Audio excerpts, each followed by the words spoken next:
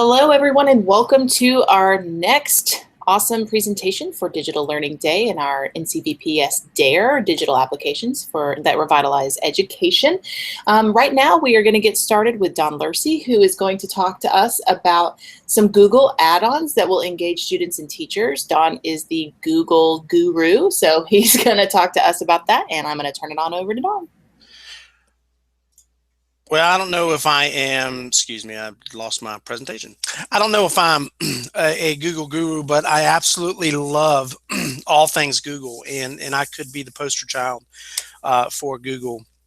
As I work through playing in the sandbox and really getting dirty with tools and really playing with them and seeing how they work and seeing how they function, I think one of the brilliant things is that as you learn and as you play and as you innovate and as you create, you find those opportunities to learn and lead in that. And so even though I don't have, excuse me, I don't have direct impact with students anymore, I have indirect impact with the work that my team does with our teachers at NCVPS. And so I want to take some time to walk through some Google add-ons for Google Docs and Google Sheets, and these add-ons I hope will not only supercharge your workflow, but will also supercharge your student learning.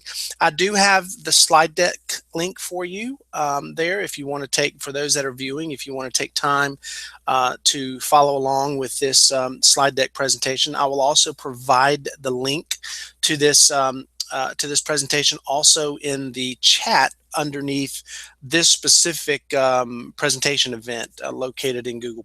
And so I'll make sure that you have that available. But if you choose this bit.ly, it is case sensitive, so remember your hyphens as well. So it's bit.ly/top add-ons for Google. And you can follow along with me as we move. So what I'm going to do is I'm going to talk a little bit about an add-on and then go show you how it works. Talk a little bit about an add-on and go show you how it works. So I'm going to kind of do that, be toggling back and forth on my screen. So the first add-on, before I get to the first add-on, just let me give you a little screencast, if you would, or a screen capture of how to find add-ons. Add-ons can be found in either a Google Doc and or a spreadsheet. And the cool thing about adding an add-on, no matter what Google Doc you open up, those add-ons will be there once you add them. So if you're in a Google Doc and the functionality and the placement of add-ons is located in the same place for Sheets, and so you'll click on the add-ons and then you will a dialog, a little pop-up box will come. We'll click Get Add-ons. Once you do that, the add-on store, if you would will come up, and you can either search for specific add-ons or you can browse them all, and then you can choose and select your specific add-on, and that add-on will automatically be placed in your either Google Doc and or Google Sheet. Now it will tell you if it's a Google Doc add-on or a Google Sheet. Most of them do not. They don't run or they don't sync, so you can't run a Google Doc add-on and a Google Sheet add-on. So just kind of clarify that. You can see how this folds out. So once you click the add-ons, you'll see the list of add-ons that I have already in a Google Doc, from consistency checker all the way down to thesaurus. And then of course then it has, for each one, it has either run or show in sidebar or begin or open. It all depends on the different specific add-on, and you can see the Get Add-ons below that. And then once you do, then you'll open up to a screen much like what you see before you that will give you specifics about the specific add-on. It will give you your left and right arrows for you to be able to navigate across to look at different screenshots of how that particular add-on works. And so this is a Google Form add-on which kind of syncs with Google Sheets, and so this is a pretty cool add-on. And so I'm going to kind of jump out to my website here, or actually to my browser, and I'm going to pull up a form, and this is a form that we use to kind of to receive proposal requests for Digital Learning Day. And so if I wanted to activate the add-on for Form Limiter, I simply come over here to my add-ons, and then I only have 3 add-ons added for my Google Forms. Form limiters is here, and so when I click on it, you can see that it says set limit. And so the beautiful thing about your form limiter is you can either set limits based upon 3 categories: date and time, and then max number of form responses. So you can actually tell it with form limiter, you can tell it to no longer accept responses based on a given date and time. So I can say we send it out on Monday. I can say no longer will the responses be accepted. So I could actually type in, let's say I send it out on the 15th. I give it a date of today, excuse me, and then I say at a specific time, like say 9:45. Let's see. I'll just say with 9:45 a.m. And then I can actually set the limit for this form, and so it will actually say, and it will send a message too. If somebody tries to submit a form after this time, it will say this form is no longer accepting responses. And then it gives the email of the person who created it. Now you can also set the limit, like the max number of form responses. So if I want to say this form closes after I receive 30 responses, then I can put in that range. It gives the same kind of message. I will have to be honest, I'm not quite sure what this destination spreadsheet cell value is. I'll be quite frank. I could figure that out if I played in the sandbox more with it. And so I encourage and challenge you who are more tech savvy than I am and who are more Google, more involved in Google than I am, to kind of play with that and see how that looks. But form limiter is a great tool to be able to put those limitations on specific forms so that you're not constantly receiving notifications and people aren't not meeting your deadline, for instance. Okay, so that is the first add-on. And so let me come back. Sorry, didn't mean to do that. Let me come back to the next. And the cool thing about the actual web link, and I give you the add-on web link right here. So if you were to click on that from the slide deck link I shared with you a little earlier, you can see the specific screenshots of each of those 3 elements, date and time, max number of responses, and then the cell range. Okay, so I'm going to go to the next. This was mentioned briefly in the last presentation in terms of an open place on the website to kind of give you some open clip art. But one of the neat things too, especially with our emergence with copyright and fair use and really understanding the particulars of using digital media appropriately, you can actually do the open clip art add-on, and I'm going to go to a document to kind of show you how this works. So this is a document we created when we were doing a book study called Fierce Conversations. And if I wanted to put an open, for instance, if I wanted to put in an image right here, all right, I'm going to go up to my add-ons and I'm going to choose open clip art right here. I can search my clip art and it's going to come up over here in a sidebar. Okay, it gives you here, of course, the most popular images, but let's say I want to I'm going to search for conversations, and so these are royalty free. These images are open and free, and no attribution is required. So if I want to use this particular clip art, and then it automatically appears in my document. So it gives you some creativity. It allows you to aesthetically create some images with purpose, and images that have value. And so this is a great tool, a great feature. I think very easy to use, very easy to search. We can do a number of searches if we want to. Technology, for instance. It's got some of these, oftentimes when we think about clip art, some of them are cheesy. I'll have to say these images such like they appear a little cheesy. However, they may be of benefit and value whatever it is that you're intending to use. The key is that we're making decisions on how to use specific clip art to tell a story, or use clip art to tell a message or convey a message. And so this is a great tool or great add-on for you to be able to do such that. And so I'm going to delete that there, and I'll come back to this document to show you some other pretty cool add-ons. So that's Open Clip Art. Love it. It's had more than 50,000 images, and it's provided by openclipart.org. So easy to use with your Google Docs. All right, so the next one is a template gallery, and this is for your Google Sheets. Now, you know, in Google Docs, for instance, there's the link, by the way, to add-on -template gallery. You know, when you use Google Docs, you have templates already that you can go and grab and capture. But if you're in a Sheets, for instance, and I'm going to pull up, let's say, well, here's our this is the kind of our working document for all the presentations that are happening today. And so if I wanted to come over here and I wanted to go to my, and I'm trying to find my template gallery.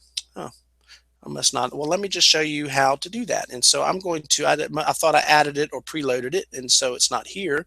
So I'm going to go to add it. All right. And then I'm going to type in template gallery. Okay. All right. And then you have template gallery here for free, and so I'm going to say add, and it's going to, of course, it's going to ask you to, template gallery would like to do the following, and so I'm going to say allow. All right, so now I have template gallery added. Okay, so now these are specific for Sheets, and so when you think about browsing templates related to creating letters and resumes, calendars, planners, budgets, home and family, list and checklist, and these are all templates that you can use specifically for or specifically in Google Sheets. So I thought, you know, great way to be able to, whether it be attendance, 10 templates relating to students and teachers, letters and resumes, and then a lot of other kind of businessy type kind of thing. So I think that's a kind of a cool feature for whether it be student use or whether it be for teacher use. And so let's look at the next add-on. All right. The next add-on is a table of contents. Now, have you ever created a table of contents in Google Docs? Well, oftentimes when you do, that may take up 1 or 2 pages of a particular document, and to me that kind of looks real cumbersome. In fact, we one of the documents that we recently created for our specific division was the teacher in, I'm going to close that. That's just kind of a sneak peek.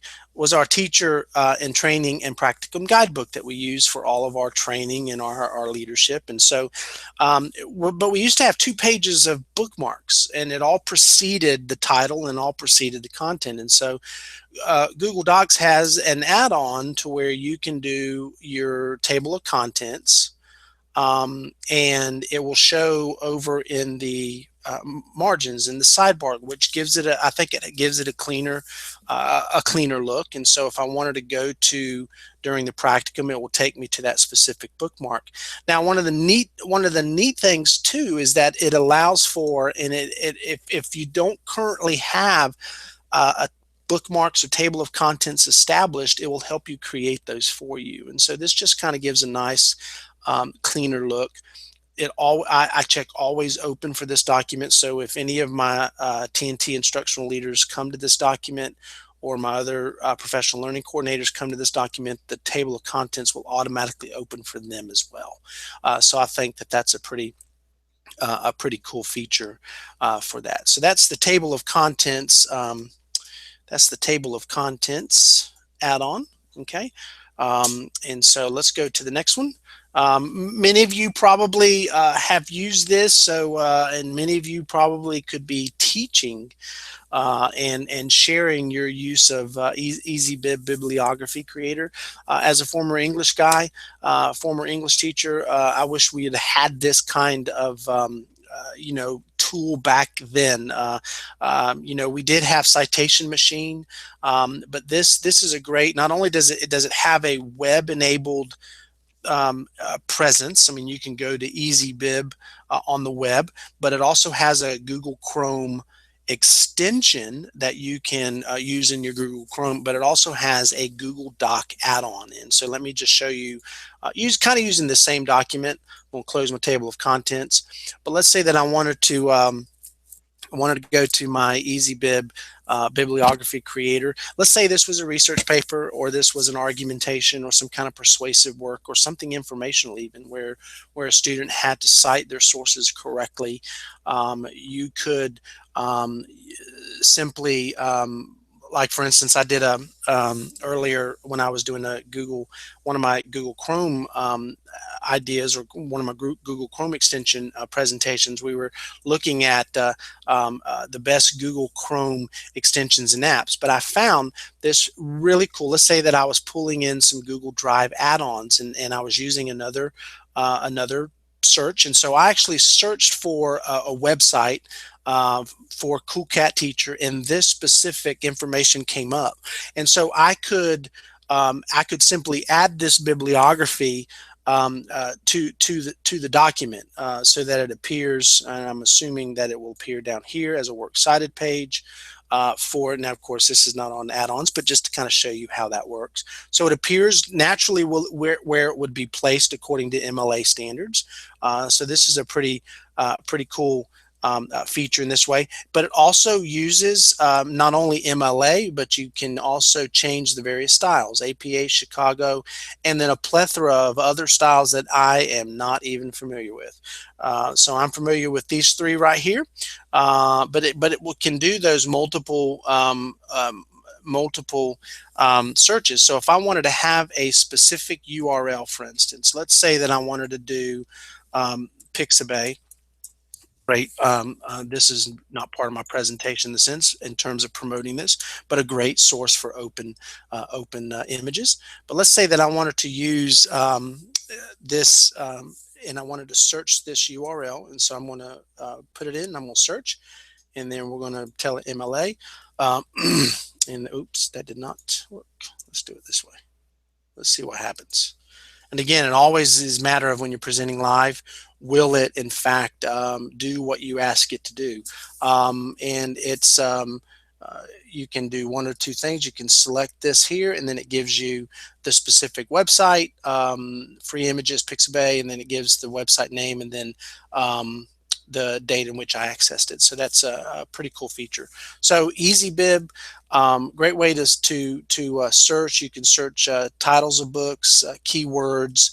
Let's say if I wanted to search, let's see what happens if I do copyright, for instance. You can find all kinds of great book titles on this. In the event that any of those books were used in the research, you certainly can select it and then add it as a works cited. Now, I remember when I did my works cited page when I was in college and in graduate school. I think my professors would have probably have had a conniption had I gone this easy route, because part of the experience is learning how to record your works cited and understanding proper format and formatting. But this does. We're in an age now where information is just exploding, and trying to curate and collate and organize that information in a manageable way. We want to improve our productivity, and so this is just one of those ways to do that. So EasyBib, great add-on for Google Docs. So let me go now back to my slide deck. All right, so EasyBib. And then our next one, I love this one. You know, again, I know, when we talk about cross-curricular writing and students writing in math, students writing in science, students writing in social studies and English, and students writing in music and art and so forth, this is a great tool to have your students to even add on to their Google Docs, because it does check for consistency. For instance, are you hyphenating your words consistently? Are you using numbers in the sentence consistently in the same way? Do you have spelling variations? So, words that kind of have those homonyms that kind of have the same spelling but mean something different. Words like color versus COLOR versus COLOUR, whether it's British spelling, common typos, abbreviations, those kinds of things. And so let me show you what that looks like using this same document. I tell you, it's painfully easy. So I click on consistent. This is a pretty big document, so I click on consistency checker, and then I open it, and it opens up in the sidebar. And then I'm going to scan it. And so as I scan consistency checker, it will give me tests for the document itself. Like for instance, my hyphenation or phrases 3 times without hyphen. So I can already tell there are variations. So I either need to hyphenate follow up, or I need to leave it unhyphenated to help log in the same way.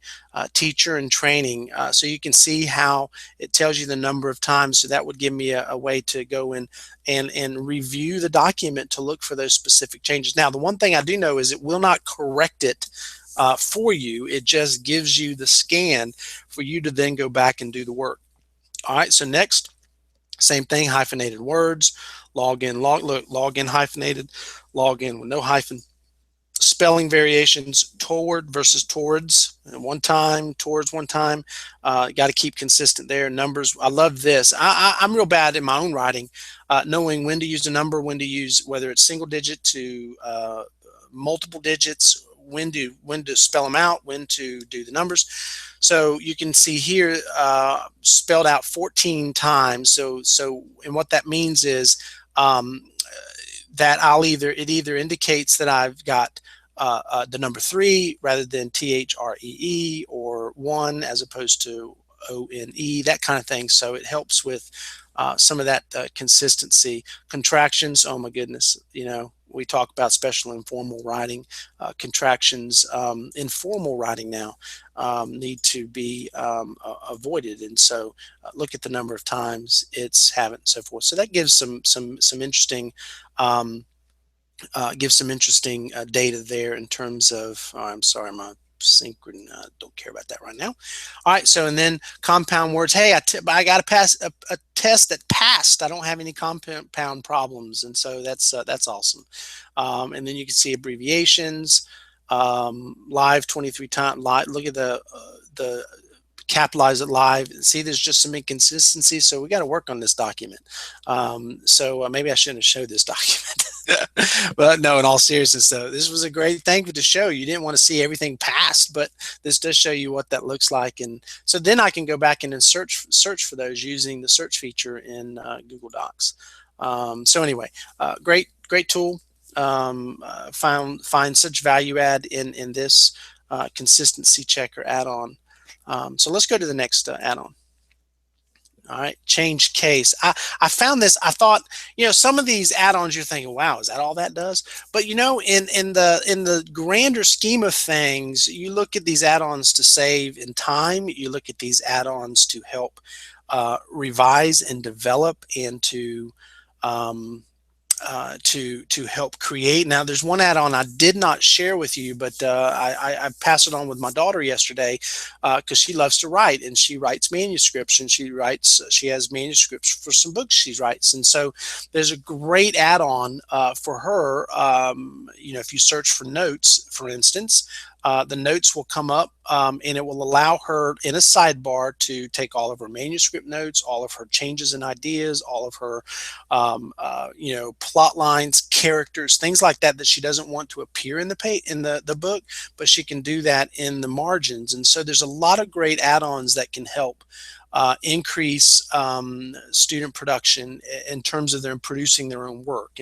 And change case is one of those. It's very simple, very, very, very simple, but I love it because have you ever thought about, I love this. Have you ever, all right, so I'm going to add a piece to this document.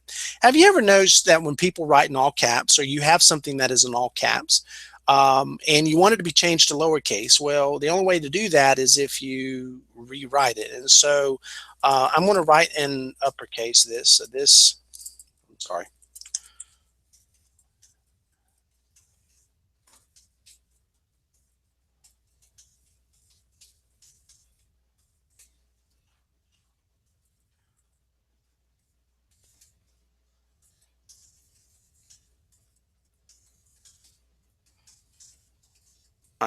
So let's say this was in this document and I'm like, wow, I need to change that to lowercase, or vice versa, I need to change that to uppercase. So I'm going to highlight it and then I'm going to change case. So I want it all lowercase, or I want it first letter capitals. Have you ever noticed when you're writing sometimes, like the letter I at the beginning of a sentence, you may lowercase it? Well, then rather than go back, you can probably do this at the revision stage where you can change all first letter to capitals. You can invert case, you can do sentence case, titles, make sure titles are consistent, but I want to do all lowercase. And so as I work, it changes it all to lowercase. Now, let's say I want to then, I want to first letter capitals, all right, and then it will change. See how it did that in terms of now that would be inappropriate because you don't do first letter capitals, but if you're doing a title of a book, for instance, that would be a cause or a means for doing that. So I'm going to change this to back to all lowercase. Okay, so kind of a neat little neat little add-on to help with those kind of pieces that help save time, if you would. And so, all right, so let's take a look at the next add-on.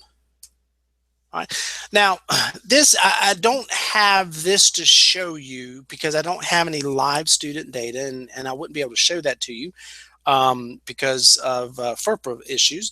But if you're not using Flubaroo, and I'd love to have folks who are listening, if there are folks listening in, teachers who are using Flubaroo, to maybe put as a question. You can do the Q&A and do a comment about how Flubaroo either saves you time in grading or how you're using Flubaroo. But it is a Sheets add-on, and it allows you to help. It allows you to create quizzes.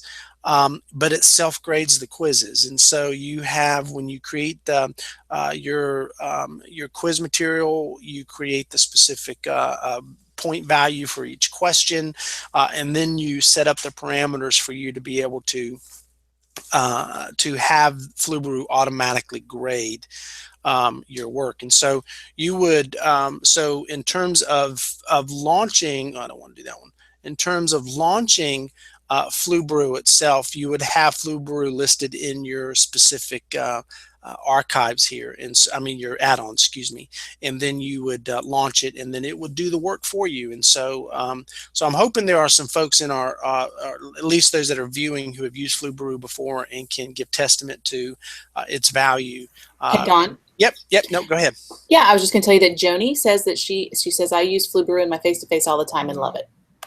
Awesome. Yeah, no, absolutely. And hopefully, Joni can also speak to the ease at which to create Flubaroo and to use Flubaroo to do automatic grading in your sheets, in your quizzes.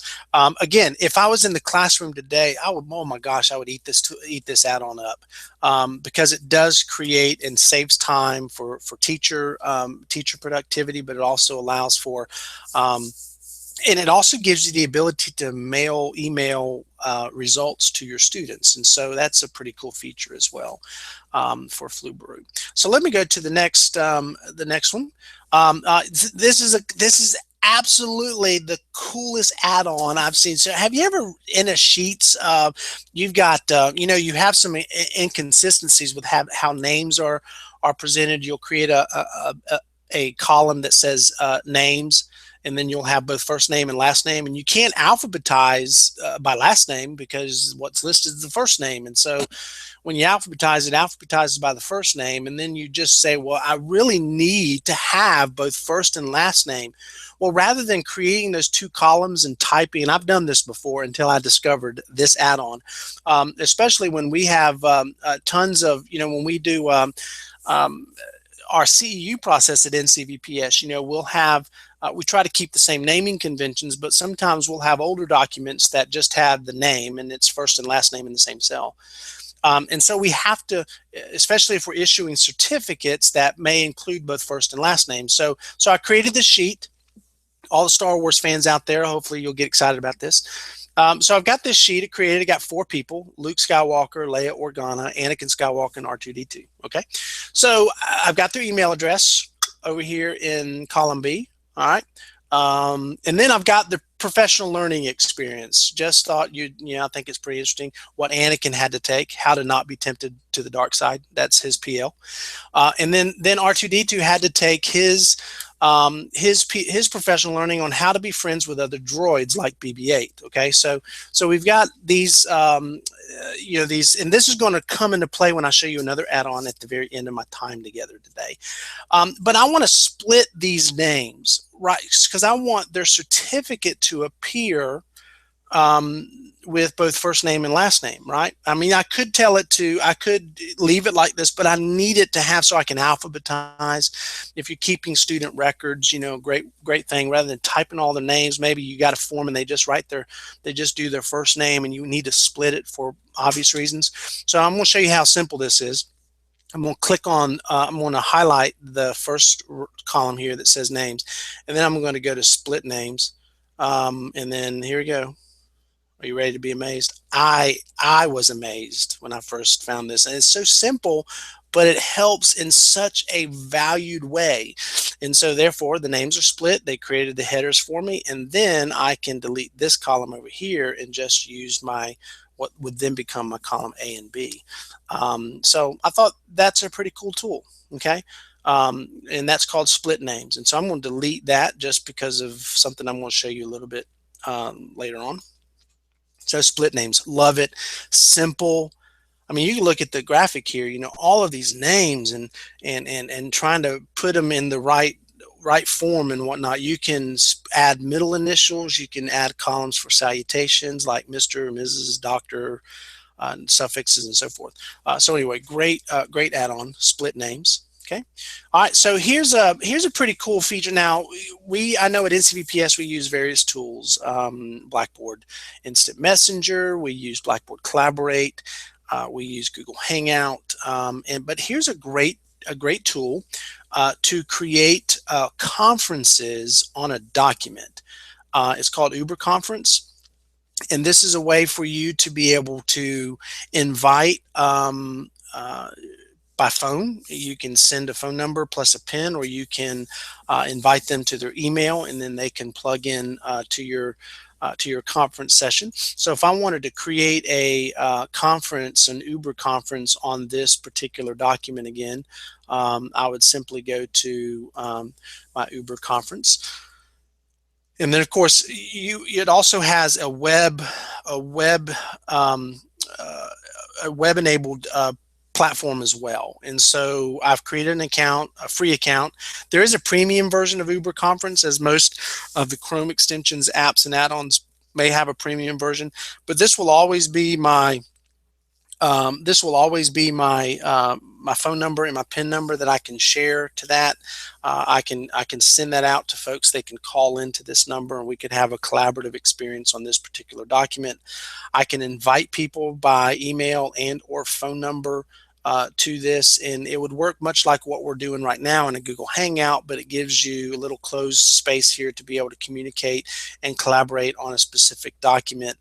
Now, if you use the web, if you go to the web Uber conference, you can obviously use this as a free tool to provide you opportunity to have live chats or meetings and things like that. The problem I will have to say is I've looked and I've searched the website, and I've gone to all the frequently asked questions, and I'm not sure what the standard rate is, if there is a standard rate. I do know that that Uber conference does say that this tool is free, but I haven't found anything yet. And I looked and looked and looked and looked and looked in terms of rates and things like that when we use our personal phones or cell phones and whatnot.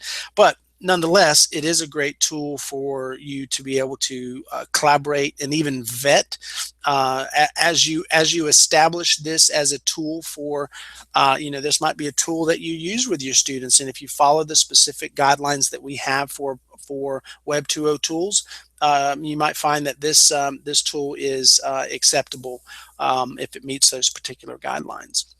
So we have Uber Conference, great add-on. All right. So now this, I will have to say, this is probably my favorite tools because of just the expediency and how fast it generates and does what we need it to do. And so this is called AutoCrat. This is a document merger program that allows you to create certificates or create documents that you have consistent tagged information that you want to write one document and then create some tag holders, and I'll show you what that looks like here in my closing moments. But I want to show you how easy it is to generate certificates. Now, normally when myself and my PL team use this to generate our CEU certificates, sometimes it gets temperamental. Sometimes it might be the browser and whatnot. So I'm hoping that this will work appropriately. So I'm going to go back to my my sheets that I created here. All right. So I've created my headers here: name, email address, name of professional learning. Oops, that should be CEUs earned. Excuse me. Okay, date, that should be date of completion. Sorry. All right, date of completion. Now, in order for this to work, you've got to have a corresponding template. So here's my template. So this is a certificate of completion. All right, we have our NCVPS at the top. Certificate of completion presented to. Here's my first tag, name. My name of professional learning experience, the CEUs earned, and then no, I had it right. Date, it should be date completed. My fault. And you got to make sure that your headers on your sheet matches the tags in your template. Okay, so we're about to email these. I'm not going to email these. I have no idea where they're going to go. so probably they'll come back to me as undeliverable. But you can send an email, and I'm going to show you kind of how to walk you through that. But these are my categories. I got name, email address. That's only used for, of course, now if I wanted to include that in the certificate, I could. But I'm going to show you this. I'm going to launch AutoCrat. Here we go. I'm going to launch it, and hopefully it doesn't take very long, and we'll see. It's working. It's working. All right, so I want to do a new merge job.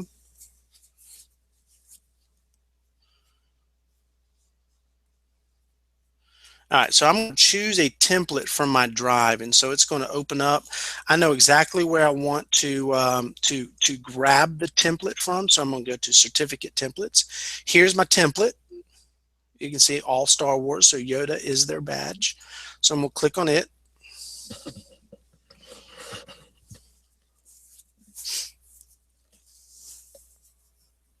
All right, I'm going to name this. Let's see, I'm going to name this Certificate of Completion Star Wars PL. Okay, so I'm going to name it, and then I need to tell it where it's going to grab the data from. So it's going to come from sheet 1. Okay, I want the name, I want the professional learning experience, I want the CEUs earned, and I want the date completed, because that is what appeared on my template. So I'm going to save. All right. Now, so my file naming convention will be this. I want to do certificate of, I'm sorry, I can't type. I want to do certificate of completion dot, and then I want to do the name. So I want to have the name. So when I do this, and when it is saved, when the document is saved, it will have certificate of completion dot Luke Skywalker, or certificate of completion dot R2D2. So because this name, this indication gives me, it's really a tag that says I want to pull information from that spot. I can either create it as a Google Doc or PDF. I normally choose Doc. Now, I could email it, and I'm not going to, but if I emailed it, then I simply have to do put email address here, and then AutoCrat will automatically read the emails, and it will send the emails to them. I can type my subject, I can type a message, I can include a PDF file, and if I wanted to, I can send it to a specific destination folder. And I'm not going to do that right here. I'm just going to create the I'm going to create the certificates here within this sheets, and then these certificates will appear in my Google Drive. Okay, so I'm going to say save, and hopefully it's working. It's working. And I do know that as this is working, that Lydia can testify to the fact that this is a brilliant add-on, and it works really a lot of the time. And so so I got this merge job. So now I'm going to run the merge, and it's preparing to merge. It's got 4 specific certificates that it's creating. And so I hope you can imagine, as you're thinking about this, the letters that you can form for parents, the letters that you can form getting started for students, that have important information at the very beginning that can be sent directly to the student via their specific email account. All kinds of form documentation that you could create. You can do it through these specific sheets in this specific add-on. You can see that it's creating its merge cells. So we've got where the documents are going to appear. It is taking a little slower than normally, but that's because I wanted to do it live. You know, if I wasn't doing it live, it'd be lickety split. So we're going to see here. I'm not going to waste any more time. Just hopefully as it's working, when it's done, when we come back, I'm going to go back to our presentation and finish out the last couple slides. You can see now it's building. One job has merged, you can see. So I'm going to come back here in just a second while it's still working as we finish up. So here are some great links, some 20 ways that Google's new add-ons can help teachers now. I love any kind of resource that says 10 ways this, 5 ways this, 28 ways this. They're simple, they're quick, they're visually appealing. So I try to pull some of those. Here's a great extensions, add-ons, and apps, so how to use them in the classroom. So there are the final 3 slides is, you know, I want to know what kind of add-ons, and this may be your very first time that you have ever seen an add-on and knew that they even existed. That's perfect. But this document, this Google add-on sharing, will be available. I'd love to hear what add-ons you currently use. Add-ons specific to, there's add-ons specific to subject areas, math, music, and so forth. I know I showed you a few writing kinds of add-ons, but please launch out and come to and go to this. I'm going to also put this in the chat feature under my presentation today so that you can come back to this. I'd love to hear and kind of build a repository of what great add-ons our teachers and other folks are using. And then if you want to see what others are saying, Google add-on sharing responses. This is the spreadsheet that will be populated after you complete the form. And then, of course, as always, I would be remiss if I did not share with you our image and icon attribution. So all images and icons are taken from pixabay.com and are licensed under Creative Commons 0, which indicates public domain. So let me go back briefly just to see if the AutoCrat has finished. You can see that it has.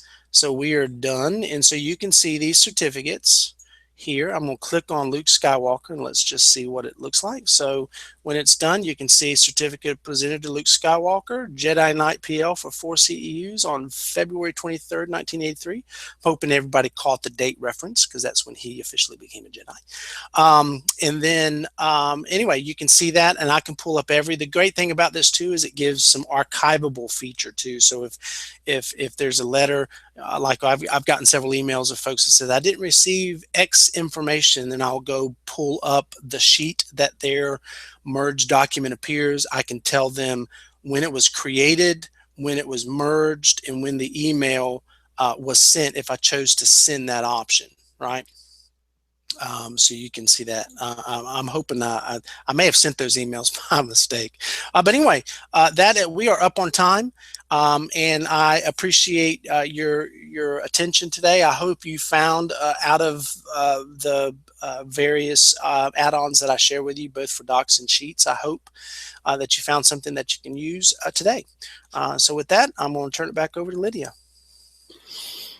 Thank you, Don. I know that I can attest to the AutoCrat, and it is a wonderful, wonderful tool. It's a time saver, big time. And so I do appreciate all of these add-ons that you shared. I've written a couple down for myself that I think would be really awesome. And I think most of these add-ons really span the content areas. So that's wonderful. Thank you. Hope everybody will join us in another few minutes at 3:15. We have Jennifer Nobles, and she'll be talking about something that illustrates that digital learning goes just beyond the classroom. And she's going to be talking about groceries on the go. What a fun and interesting topic. So I hope you'll all join us over there. Make sure that you come over to the event page. And Joni just said, wow, just wow. This was very useful. Thanks so much. Awesome. Yeah, no, thank you, Joni. I appreciate it very much. All right, you guys, we will see you in the next presentation. Thanks, Don.